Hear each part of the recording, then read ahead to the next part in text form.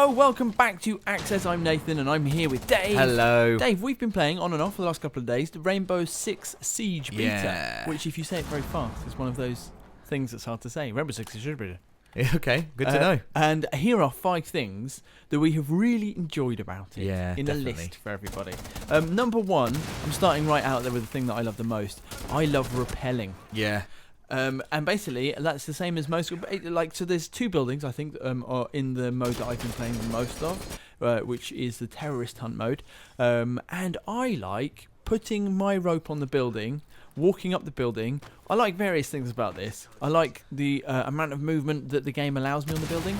I go left, I go right, not just up and down. Yeah. I like going upside down. Yeah. That's very important to me. And I really like breaching the windows and then shooting everyone inside. Yeah. I tell you what I like about it is that it's not restricted in any way. I thought, I can only rappel for a certain distance, or do I only have like one rappel and now I've used that rappel now? No, it's like anytime you're by a wall outside of a building, you can rappel. And, I went all the way up to a roof, found a skylight, rappelled in, like down a staircase. And you're right, like coming in upside down, putting a breach, throwing in a flashbang. So that's the thing, being upside down, it's not just cool. It's also, there is a tactical advantage because you can aim grenades in places you couldn't. Also, some of the windows look straight downstairs, you get a better angle of fire. Yeah. It's basic, and they're just not expecting it. Where's that guy? Oh my god, I'm dead. Yeah, it's exactly. great. Often I'm the one who's dead, but I mean, in some instances, it's the other way around. If you get a well-oiled team as well, and someone places the breach, so 2 other people are like, another one's ready to throw in the flashbang, another one's ready to swing in and repel in. The swinging in, man, I almost forgot you can crash through the window. Like the best thing. It's definitely like. It's basically, I've been just going up, doing it, coming out again, rappelling to the roof, and then just going around the other side of the building. Yeah. While the people go through the middle. It's been great. I will say though, I guess we're talking about breaching. My number 2, this is another one of mine really.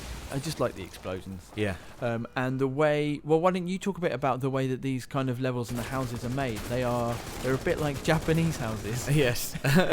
Yeah. A lot of them still seem to be under construction and have kind of chipboard in place of real walls and stuff.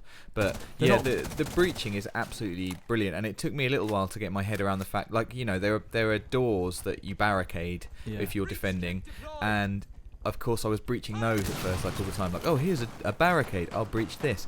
But then you realise that so much more of the world can actually be breached, rooms.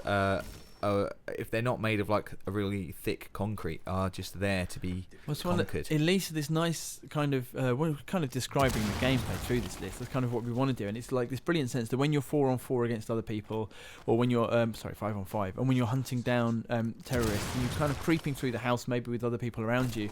One of the common things you'll do is just put a burst of fire through if it's a wooden wall, you'll be like, well, just see, blah, blah, blah, blah. Yeah, and then some of it will either fall away, and it might quite often it will reveal someone poking their head out towards you, in which case you keep firing.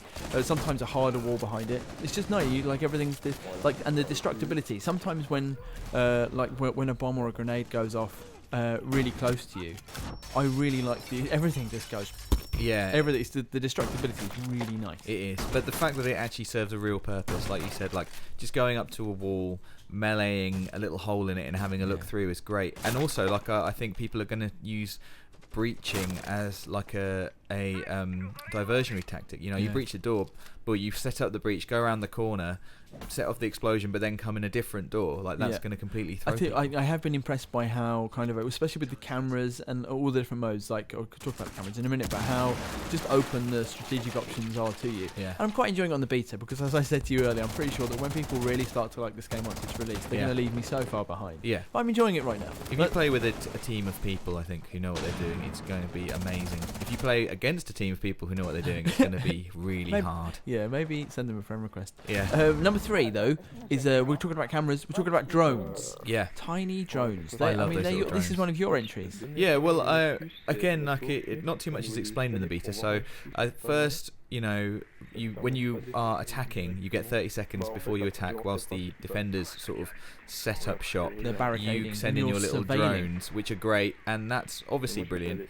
But I really like you can just use them in the main game as well. So what I like is just to find a safe place, set up a drone, whilst everyone else is going in. That's the problem. That's true. And more than just being little ways to check out what's going on, you can mark enemies, find routes in and stuff. If you mark an enemy, it goes to all your teammates as well. So you're doing a service to all of them, and you get points for it as well. So that in those tags, if you tag everyone, if you say you manage to tag all of the opposite members of the team before in that 30-second period at the beginning of the game, that does fade quite quickly. Yeah. But you start with like a view of the house. Or the building that you're entering, and you get a snapshot of just like, okay, they're there, and there, and just for those few seconds of planning, that is so handy. It's untrue, and it's also quite funny just seeing the people like a little mini game will be if your little droid is like discovered, then just running away from them as they shoot the ground while you're running away. I'm going to move on to kind of similar again. You were talking about tagging people. Number 4, we've put down support mode.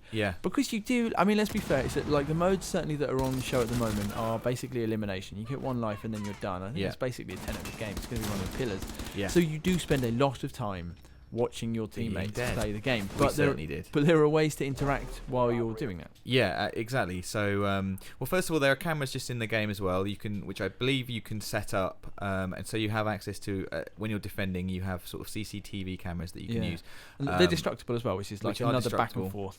But supposing that there are some still standing, when you die, you still have access to those cameras. Your ghost goes into the machine. And rather than just being, you can watch the people play. You can actually take a real sort of part in that by again tagging enemies. And I just think it's great. Like it's not passive. It's not just you're scrolling around quite quickly because there can be 7 or 8 of these cameras, and you're like R1 L1 trying to get to the right one, and they're tagging people. Exactly. And trying to follow them through the building. They're not like everywhere. It's not like really really super OP. It's just and you feel like you're still invested in it. You want your team to win, and so you can help them as best you can. And if you don't want to do that, you can just watch from a player's point of view, which also I really enjoy. And when it gets down to like one-on-one, it's like a really cool spectator sport. And if you were actually playing with if it was your own group of friends as well, you're gonna be watching that. Yeah, definitely. And number 5, slightly silly. There's lots of things we enjoyed, but one of them is because the special forces teams in the game are made up from all over the world, and we chose the British SAS guy. And the accents is number 5. Yes. For all of them, and we thought it was probably just a British guy. He was like, reload. I need to reload. Oh dear, chaps. But then the French guy today, we were the French man, and he was like, I need to reload. Yes. So they are colourful. The accents. You're never going to get mixed up between them, and it was nice bit of humour in a game which is otherwise relentlessly quite tense and strategic. Definitely, it definitely always brings a smile. I did try to write my name in wood, but I didn't go down very well. No.